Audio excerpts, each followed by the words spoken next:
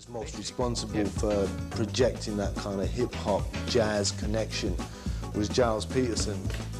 And I think that in the wake of acid jazz, I think that what he was beginning to look for as a DJ was a more contemporary kind of vision.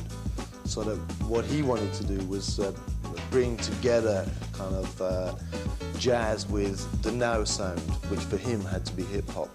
The way I started was basically by going to basic, straightforward kind of dance clubs, particularly soul music, black music clubs, and I'd hear the odd kind of crossover jazz tune, like a Grover Washington or a Sanborn or something like that.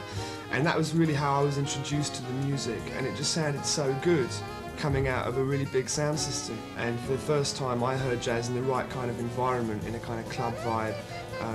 The power of the music was at the fore. For example, if you were a jazz dancer of kind of the IDJ caliber or whatever, then you were seen to be able to go out there and boogie with the rest of the crowd and cut some of the hip-hop moves, etc. But at the same time, you were able to dance jazz, and normally that meant that you were at the kind of pinnacle of the dance hierarchy within the scene. And a lot of the dancers on the London scene that were really dancing, and they were just dancing, and they really had a groove going, and it doesn't matter if it's and they just grooving, man, free form, totally free form, not inhibited by it has to be this kind of groove or that kind of groove. They're totally improvising and letting themselves go, and that's the way it was in the 30s and the 40s.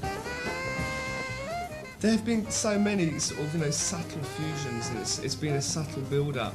I mean, recently it's really come to the fore, particularly with, the jazz thing tuned by Gang Starr. And to a degree, everyone now is beginning to see beyond sampling James Brown, which is really the hip-hop kind of perspective. They're kind of hearing music from the 60s, music from the 50s, which is mainly jazz music, and they're thinking this is going to sound wicked on my new rhymes and beats.